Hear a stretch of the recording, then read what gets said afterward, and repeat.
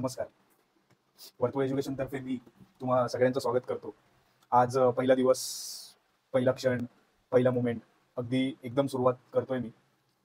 नवीन माझा संकल्प आहे हा. मी कोण आहे? हे का करतोय? काय करतोय? कोणासाठी करतोय? बरेच तुमच्या मनामध्ये प्रश्न असतील.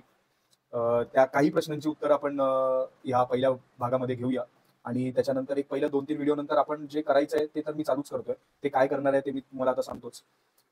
तर पहिलं मुळात सांगायची गोष्ट म्हणजे ही, काही योगायोग हे एवढे असे गोड असतात, की काही काळानंतर ते जेव्हा आपल्याला आठवतात ना, त्यावेळेला खूप चांगलं वाटतं, खूप चेरिशेबल वाटतं. आणि हा आजचा योगायोग तसा मला काही वर्षांनंतर जर वर्तुळ एज्युकेशन एक नाव चांगलं झालं, तुम्ही चांगला रिस्पॉन्स दिलात, तर हे सुद्धा मला काही वर्षांनंतर आठवताना खूप चांगलं वाटेल. हा योगायोग म्हणजे मी बघायला गेलं तर 1 मे पासून मी हा जो माझा संकल्प आहे, तो 1 मे ला खरं म्हणजे मी चालू करून पहिला व्हिडिओ टाकणार होतो. पण 1 चे 2, 3, 4 असं करत-करत आज बरोबर 10 मे आहे आणि आज आहे अक्षय तृतीया. 10 मे 2024 हे आज आपली डेट आहे आणि आज आहे अक्षय तृतीया आणि तुम्हाला माहितीच असेल अक्षय तृतीया, अक्षय म्हणजे कधी ज्याचं संचित संपत नाही आणि आज जे आपण चांगलं कार्य करतो त्याचं आपल्याला फलित मिळत राहतं. तर आज नेमकं मी हे सुरुवात करतोय आणि आताच सांगतो, ओघाओघाने निघालच. वर्तुळ एज्युकेशन हा बिझनेस नाही. मी हे चॅनेल सुरुवात करतोय नक्कीच एज्युकेशन फील्डमध्येच मी एज्युकेट करणार आहे. पण कुठलाही माझ्या बॅक ऑफ द माइंड आज YouTubeवर पब्लिसिटी घ्यायला, माझं नाव करायला, माझी ब्रँड व्हॅल्यू तयार करायला, एक क्राउड गॅदर करायला, स्टुडंट्सना एकत्र करायला, काही पर्क्स अँड पॅकेज ठेवायला, म्हणून YouTube चालवायला आणि नंतर मग स्वतःचा ॲप्लिकेशन डेव्हलप करून त्याच्यावर पॅकेज मग तुम्हाला पर्चेस करायला मी इथे आलेलो नाहीये. जे असं करतात ते चुकीचं करतात असं माझं मुळीच अजिबात म्हणणं नाहीये. जोपर्यंत ते चांगल्या इंटेन्शनने तुम्हाला मेंटॉरशिप देतायत, त्यांच्या विषय खूप चांगल्या पद्धतीने, आत्मीयतेने ते शिकवतायत, तोपर्यंत मला कोणाबद्दल काही प्रॉब्लेम नाहीये. पण मुळात म्हणजे मी माझा उद्देश सांगतोय, की वर्तुळ एज्युकेशन हे YouTubeवर मी लॉन्च करतोय. तर त्यासाठी बिझनेस करणं हा माझा मुळीच हेतू नाहीये. तर सगळ्यात पहिलं तुम्हाला वाटेल हे काय? वर्तुळ एज्युकेशन हे आपण चॅनेलला हे जे चॅनेल सुरुवात करतोय, हे काय आहे?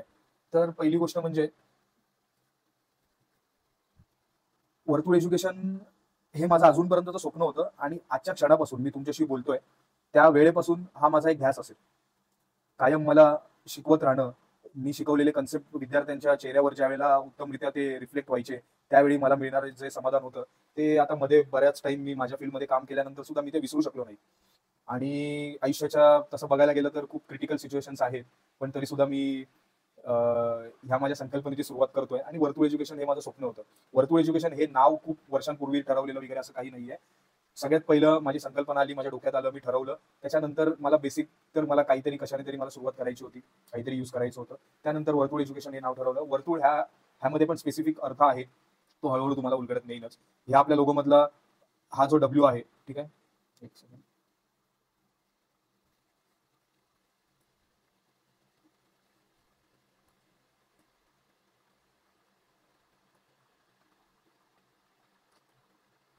हा जो आपला डब्ल्यू आहे, ते एक मार्मिक आहे, असं एक सांकेतिक आहे, की आपल्या अजूनपर्यंत आपल्या करिअरमध्ये किंवा आपल्या पर्सनल आयुष्यामध्ये आपले बरेच आपण उतार झेलतो, मग चढ बघतो, परत उतार झेलतो, परत चढ बघतो.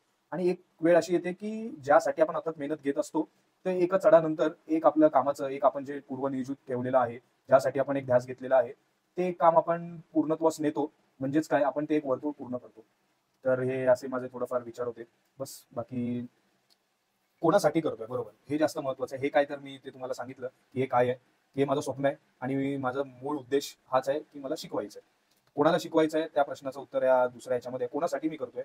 तर मी स्वतः सिव्हिल इंजिनियर आहे आणि मला सिव्हिल इंजिनिअरिंगच्या विद्यार्थ्यांना कन्सेप्ट शिकवणं, एक बेसिक आमचे जे सिव्हिल इंजिनिअरिंगचे सब्जेक्ट्स असतात डिप्लोमा डिग्री लेवलचे, तर ते समजावून देणं मला आवडतं. तर हे चॅनल कोणासाठी असेल, तर प्रत्येक जो विद्यार्थी जो आता डिप्लोमाला एक 10वी नंतर म्हणजे वयाच्या 16व्या वर्षानंतर पहिल्या वर्षी येतो किंवा दुसऱ्या वर्षी येतो, त्याच्यासाठी पूर्ण इंजिनिअरिंगचं विश्व नवीन असतं. त्या मुलासाठी किंवा डिग्रीला ज्यावेळेला आपण काही वेळेला डायरेक्ट सेकंड इयर किंवा फर्स्ट इयर 12वी नंतर म्हणजे 17, 18, 19 वर्षामध्येच जी मुलं डिग्रीला येतात किंवा जे डिग्री झाल्यानंतर जे वयाच्या 22-24 वर्षानंतर जे त्यांनी त्यांचा मार्ग ठरवलेला असतो आणि जे कॉम्पिटेटिव्ह एक्झाम्समध्ये येतात, मग ते कॉम्पिटेटिव्ह एक्झाम्स स्टेट लेवल असू देत किंवा सेंट्रल लेवल असू दे. सेंट्रल लेवल म्हणजे युपीएससी आपली इंजिनिअरिंग सर्व्हिस आहे. आता युपीएससी सिव्हिल सर्व्हिसमध्ये जर तुम्हाला रेल्वेमध्ये जायचं आहे, तर तिथे सुद्धा तुम्हाला मेन्स इंजिनिअरिंग सर्व्हिसचाच एक्सक्लुझिव्ह पेपर आहे. त्यासोबतच इस्रो बीआरसी सारखे आपले वेल रिनोन आपल्या देशाचे आपले रिसर्च ऑर्गनायझेशन्स आहेत, काही PSUs कंपनीज आहेत, कोण गेट थ्रू डायरेक्ट रिक्रूट करतं, कोण स्वतःची एक्झाम कंडक्ट करतं. स्टेटमध्ये आला तर डायरेक्ट रिक्रुटमेंट एक्झाम सध्या चालू आहेत आणि सध्याच्या अपकमिंग डायरेक्ट रिक्रुटमेंट एक्झाम्स आहेत. WCD असेल, पुणे कॉर्पोरेशन, सिडको असेल, BMC आणि WRDच्या अजून जाहिरात आलेल्या नाहीयेत. तर ह्या सगळ्यांसाठी तर मी खास सुरुवातच डायरेक्ट रिक्रुटमेंट एक्झाम ज्या महाराष्ट्र डिपार्टमेंटच्या काही खात्याच्या ज्या आलेल्या आहेत त्यांच्यासाठी वेल डिझाईन करून पुढचे आपले व्हिडिओज आणि सब्जेक्ट्स मी घेणार आहे. तर त्यासोबतच MPSC MES करणारे विद्यार्थी असतात. तो बेसिकली सिव्हिल इंजिनिअरिंगचे तुम्ही डिग्रीला असताना आणि डिग्री झाल्यानंतर जिथे जिथे तुम्हाला सिव्हिल इंजिनिअरिंगच्या कन्सेप्टची गरज असेल तिथे तिथे तुम्हाला वर्तुळ एज्युकेशन हे चॅनेल नक्कीच तुम्हाला कामात येईल. आता मी सुरुवात करतोय हळूहळू ह्याच्यामध्ये एक आता कॉम्पिटेटिव्ह एक्झाम्स साठी डायरेक्ट रिक्रुटमेंटसाठी मी एक्सक्लुझिव्ह काही पुढचे आपले व्हिडिओज असतील ते मी नाही म्हणणार की ते तुम्ही कॉलेजच्या युनिव्हर्सिटीच्या पेपरसाठी तुम्ही बघा म्हणून. त्यासाठी नंतर मी बरोबर त्या पर्टिक्युलर आपले सेमिस्टर वाईज जसा आपल्याला पेपर लिहावा लागतो डिस्क्रिप्टिव्ह पेपर त्या ओरिएंटेड मी त्या सब्जेक्ट रिगार्डिंग व्हिडिओ नंतर करेनच. तर मला वाटतं की तुम्हाला कळलं असेल की हे कोणासाठी आहे. ठीक आहे. का आहे अं, का आहे तर मी माझे काही हे सुरुवात करताना माझे काही रूल्स घेऊन आलोय. त्या रूल्स मध्ये आहे पहिली गोष्ट वेळ माझा आणि तुमचा सुद्धा. आज तुम्हाला माहिती आहे तुम्हाला एखाद दुसरा कन्सेप्ट क्लिअर करण्यासाठी आज एकतर इंटरनेट असल्यामुळे टेक्नॉलॉजी डिजिटल वर्ल्ड असल्यामुळे बऱ्याच ओपन रिसोर्स अवेलेबल आहे. पण त्या बऱ्याच ह्या क्वांटिटीमध्ये आपला किती वेळ जातो हे तुमचं बरोबर तुम्हाला माहिती आहे. एक कन्सेप्ट शिकण्यासाठी तुम्ही किती वेळ स्पेंड करताय हे सुद्धा माहिती आहे. ठीक आहे. जे करतायत ते काही चुकीचं करतायत असं परत माझं मुळीच म्हणणं नाहीये. पण मी इथे आलेलो आहे ते प्युअर निव्वळ मला शिकवायचं आहे म्हणून. ठीक आहे. तर मी तुमचा अजिबात इथे वेळ वाया जाऊ देणार नाही हा माझ्याकडून आटोकाट प्रयत्न असेल. आणि शिकवण्या व्यतिरिक्त मी अजून काही मला नाही वाटत की मी अजून काही इथे एंटरटेन करणार आहे. आणि सेकंड म्हणजे की मी का करतोय ह्याच्यामध्ये एकतर सगळ्यात पहिलं म्हणजे मी स्वतः इंजिनिअरिंगला असताना किंवा आता प्रोफेशन मध्ये माझ्या असताना बऱ्याच वेळेला मला मला स्वतःला मेंटरशिप नाही मिळाली. ही खंत वाटत राहिली. असं नाहीये की मी मला आयुष्यामध्ये माझे प्रोफेसर्स म्हणजे अगदी मग डिप्लोमा पासून माझ्या डिग्री पर्यंत खूप चांगले मिळाले मला.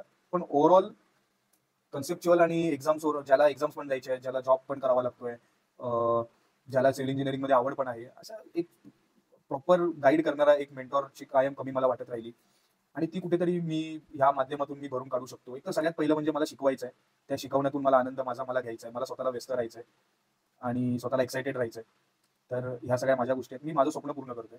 आणि दुसरं म्हणजे नंतर जर तुमच्याकडून चांगला रिस्पॉन्स आला तर त्यानंतर एक मला मेंटॉरशिप द्यायला आवडेल ज्या प्रत्येक स्टुडंट्सना ज्याला गरज वाटते त्यांना.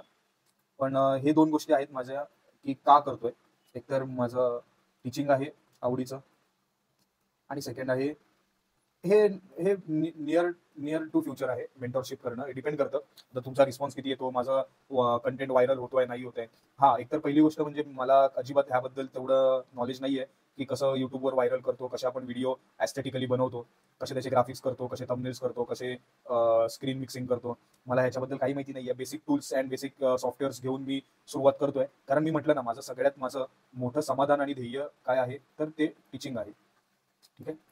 सो मी माझं स्वप्न पूर्ण करत असताना तुम्ही ते एक कंटेंट म्हणून, तुम्ही तुमचं एक नॉलेज म्हणून, एक फॅसिलिटी म्हणून तुम्ही ते एन्जॉय करा. ठीक आहे. सो हे काय कोणासाठी आहे तर एक्सक्लुझिव्ह फॉर सिव्हिल इंजिनियर्स. म्हणजे आयुष्याच्या ह्या टप्प्यावर तर मी जे चांगल्या रीतीने शिकलोय, मला जे समजलंय ती माझी सिव्हिल इंजिनिअरिंग आहे. इथून पुढे नंतर जे जे मी आत्मसात करत जाईन ते ह्या वर्तुळ एज्युकेशन नावाच्या आरशामध्ये रिफ्लेक्ट होत जाईल. ठीक आहे. आणि दुसरं म्हणजे एक कायम लक्षात ठेवा की इथे माझे बेनिफिट्स मी तुम्हाला सांगितले का करतोय. त्याच्यामध्ये माझे बेनिफिट्स काय आहेत तर मला टीचिंग करायचं आहे आणि नंतर मला मेंटरशिप द्यायची आहे. प्रत्येक बेनिफिट किंवा प्रत्येक गेन हा reserve bank of India print करते. ठीक आहे. असं नाहीये. काही गोष्टी समाधानाच्या पण असतात. तर हे वर्तुळ एज्युकेशन हे माझं समाधान आहे आणि ते उत्तर वाढत जाऊ देत. मला समाधान मिळत जाऊ देत. तुमचा रिस्पॉन्स खूप चांगला येऊ देत. मी जे शिकवते ते तुम्हाला समजू देत. कारण हे माझ्यासाठी इव्हन हे हँड रायटिंग पासून ते सगळंच प्रेझेंट करणं, सगळ्याच गोष्टी अपलोड करणं, सगळ्याच गोष्टी खूप नवीन आहेत. तर मी माझा प्रोसेसमध्ये मी सुरुवात आज केली आहे. माझ्या देवाच्या कृपेने आणि तुम्हा सर्वांच्या आशीर्वादाने मी नक्कीच हे कायम चालू राहील. ठीक आहे.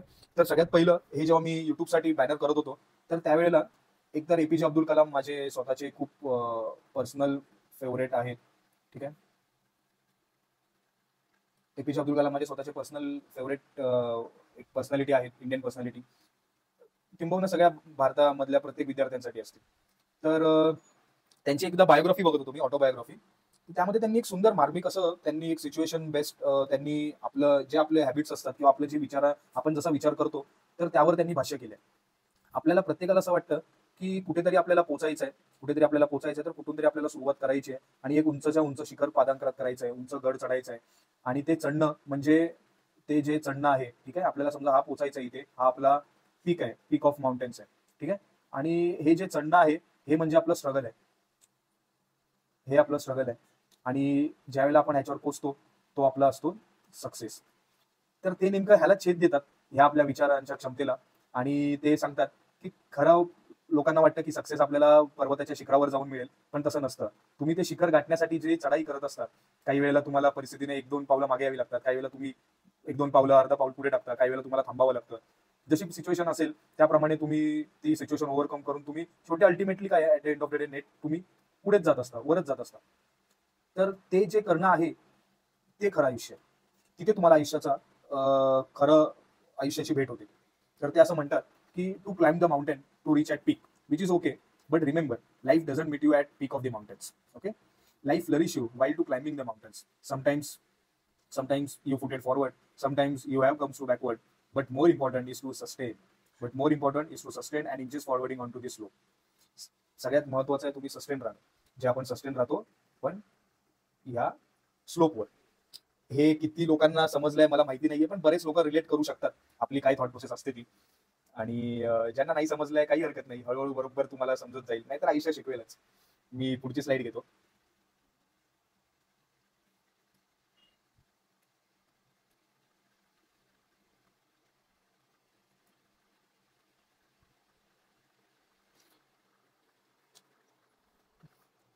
कलामांचे एक सुंदर विचार आहेत.